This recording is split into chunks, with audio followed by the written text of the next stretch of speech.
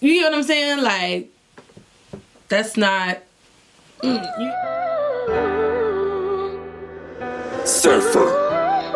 How I let myself be blind to what was happening. Weird vibes and energy around me led to the clashing. Shit is over now, I'm all on my passion. Writing these lyrics, contemplating. I'm feeling numb with compassion. Peep shit, sit back, see how they move with their action. Hey, what's up, you guys? What's poppin'? It's your girl, Abby Nick, and today I'm here with another video. As you can see by the title, today's video is going to be more of a informational video, how to start your own business, or what I feel like are the fundamental steps that you need to ensure that you are in the right direction to start your own business. So I'm not gonna waste any time. I don't know what day of Vlogmas this is, but happy Vlogmas. Thank you for coming back. If you're new here, welcome. Don't forget to hit that subscribe button. Don't forget to hit the notification bell and leave a comment that you just came and said happy Vlogmas back to me. But without further ado, also real quick, I have to do a shameless plug. I am wearing Abby Nicole Cosmetics on the lips and the lashes. I'm wearing Top Notch and Zoe paired together, double stacked on my lashes, and I'm wearing the Lala lip liner paired with one of my favorite formulas, which is my satin matte bullet lipstick in the shade Abby Nicole on the lips. I accidentally said the wrong shade, y'all. So without further ado, we're gonna get right into it because, baby, we got a lot of points to hit and a lot of areas to touch on and a lot of areas to touch base on. So let's get started. Okay, so a little bit of background on me and where I come in as an entrepreneur, or like where I started. So my mom is a business owner herself.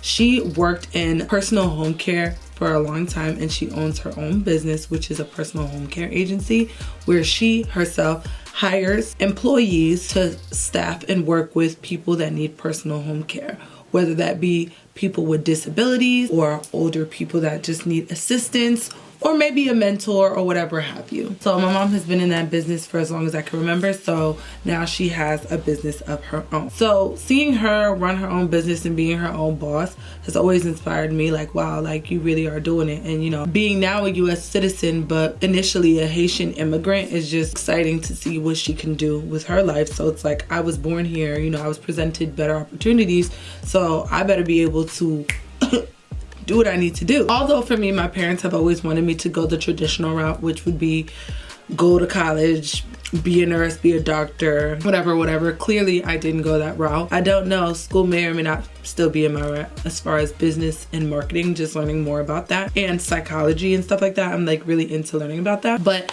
I did write some pointers here in my handy dandy notebook to share with you guys as far as what I want to touch base on. Real quick, again, I'm sorry, I went on a tangent, kind of lost my thought. Not knowing that YouTube will become a platform that I could become an entrepreneur, it just goes hand in hand with being an influencer or being on these platforms.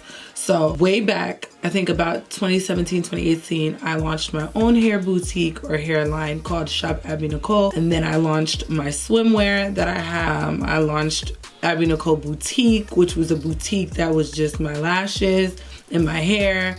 My first ever launch or business that I had was back in like maybe 2017, which was Shop Abby Nicole. I had the sunglasses, the shades, because I'm very into sunglasses and fashion and all that. As I'm editing this is Abby Nick from the future. I realized that I didn't even mention back in my senior year, y'all, I used to like really be in my bag with just entrepreneurship as well. I created senior shirts for us because we didn't like the ones that the school came up with, or the whoever came up with it. We didn't like it, so I made my own and sold them. And I'm gonna insert the pictures so you could see. I don't play that, okay?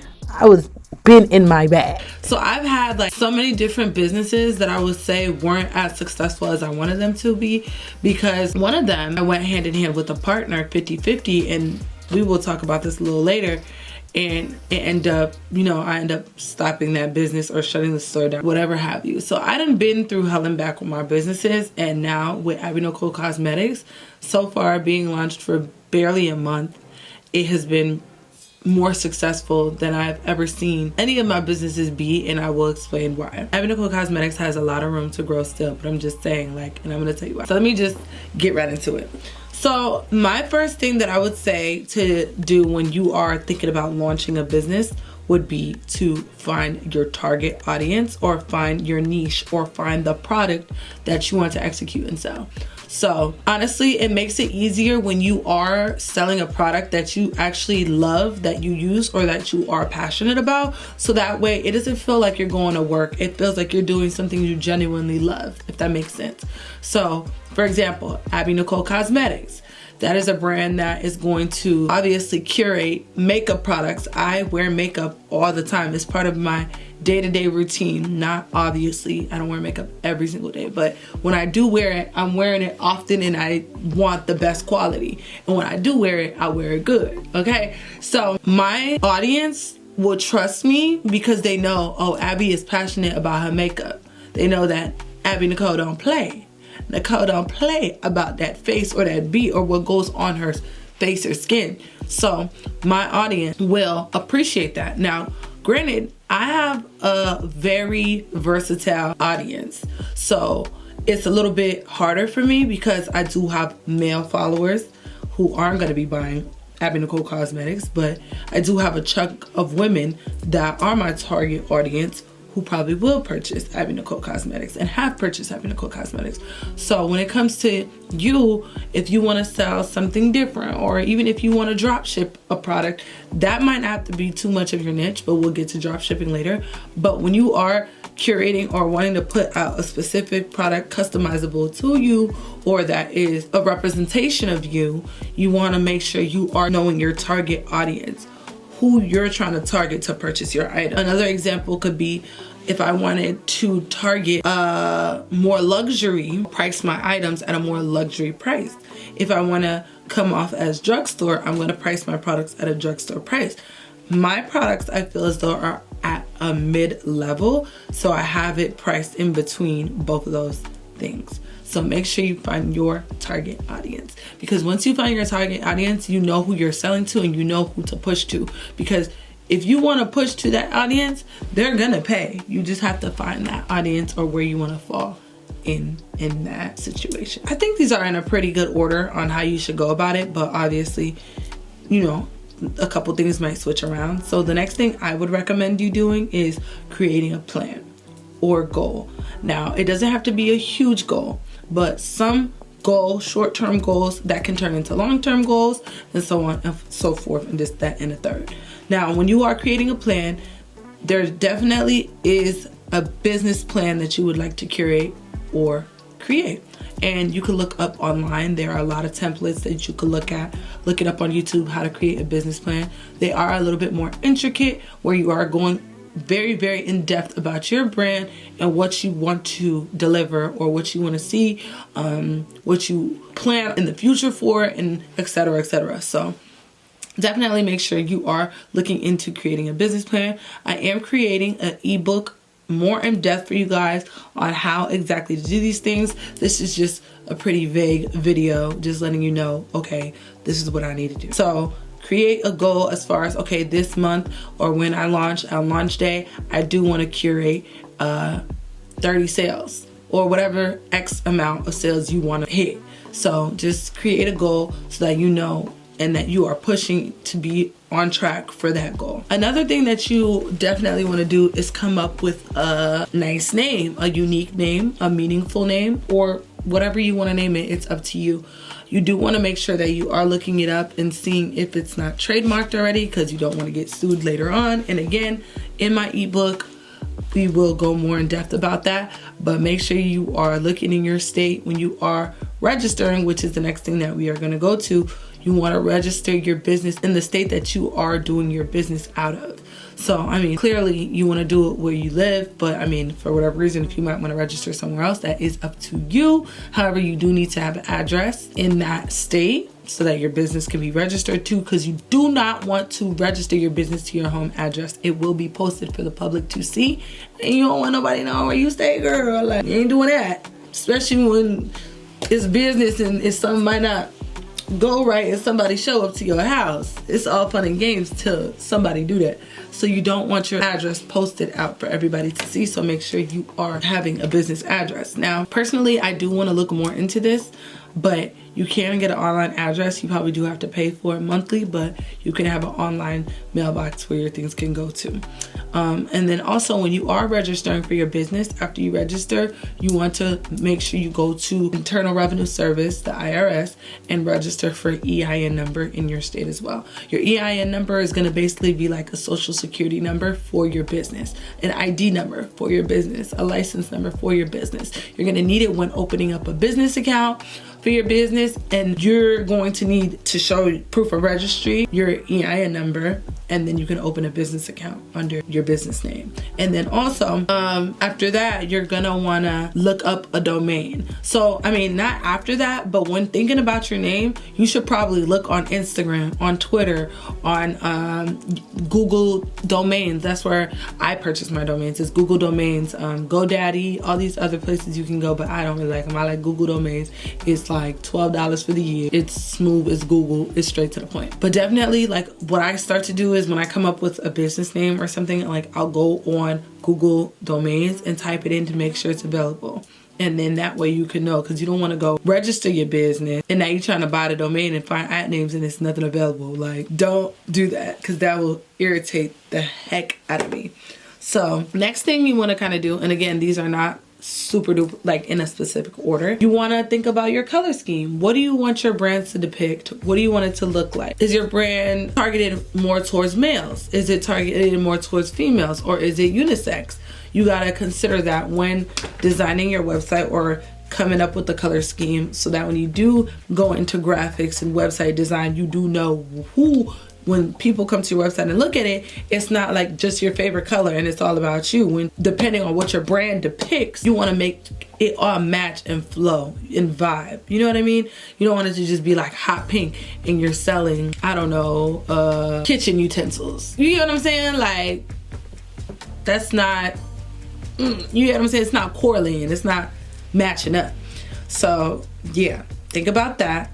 Also, figure out and do your research on what you want to curate your website on. So there's Wix, there's Shopify, I'm sure there's many more. I personally swear by Shopify. I'll tell y'all that right now in this video.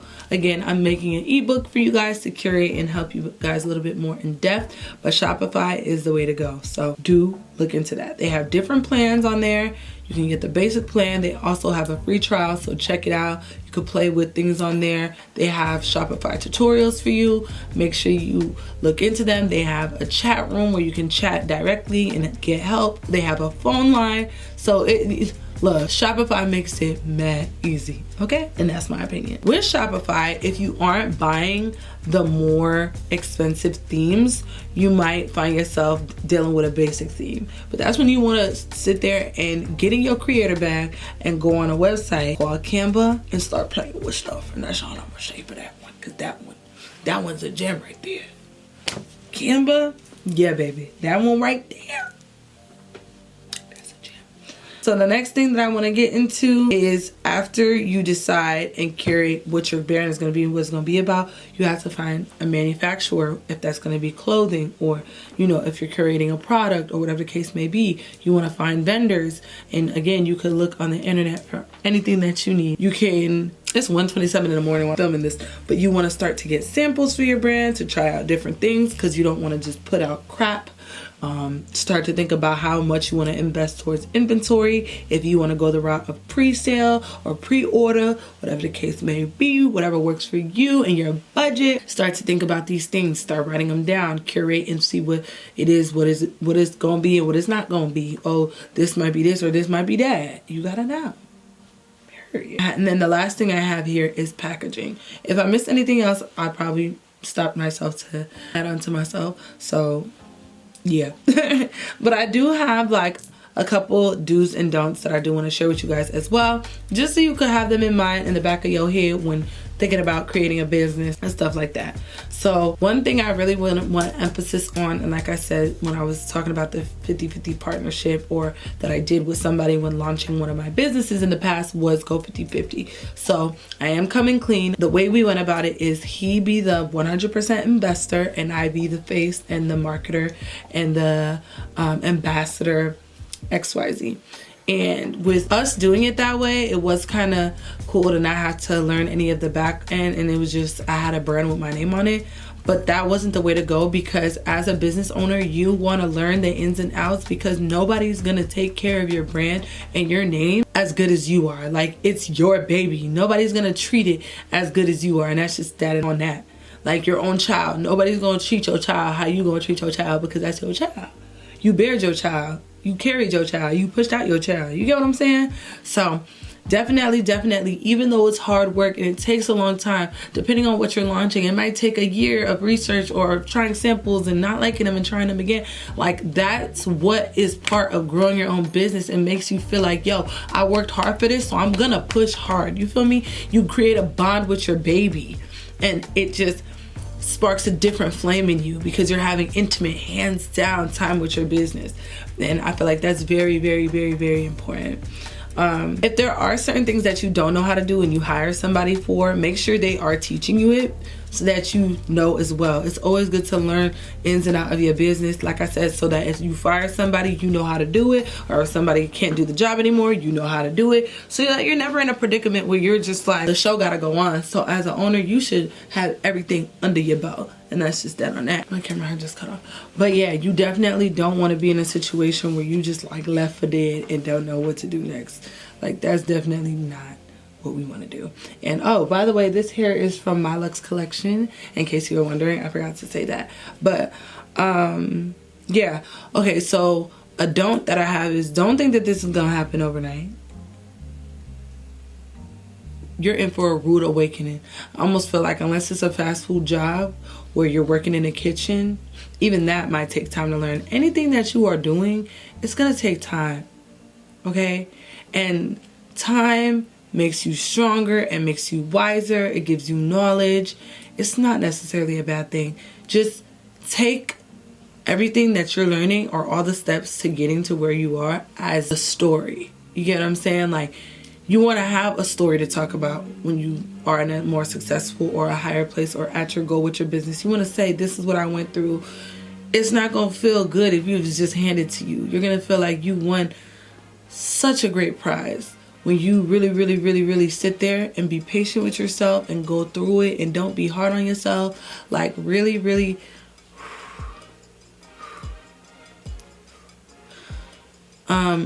do pay your tithes out your business. I don't know if you believe in God. I don't know what you believe in, a higher power, whatever the case may be.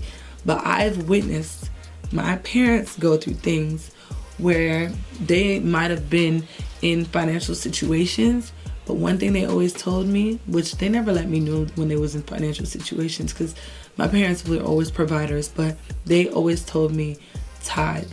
The first money you make when launching your business, give that 10% to God. Like, literally, so that you can plant a seed in your business so that it can continue to grow and prosper. So that's the last one I'm gonna leave you guys with. Let me know if you guys might want a part 2, a little bit more in depth. I kind of just wanted to give you guys a broad video, not too long, of just what you should do or what you should be thinking about.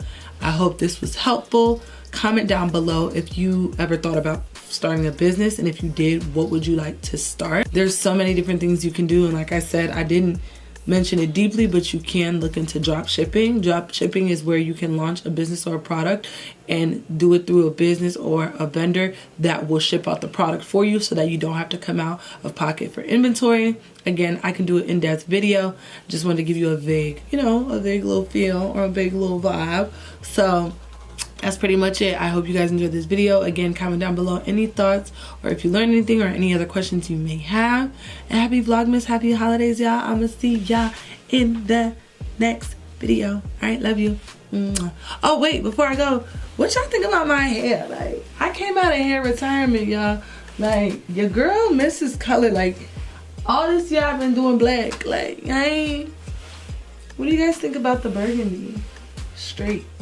Fun fact on this wig, I had it on, and because the way I cut the lace, I had the wig on way farther back, y'all. So I had to like peel it off and put it down. It's been a long time coming, but we made it. We made it. We here. But yeah, I'll see y'all in the next one. Love you. Mwah.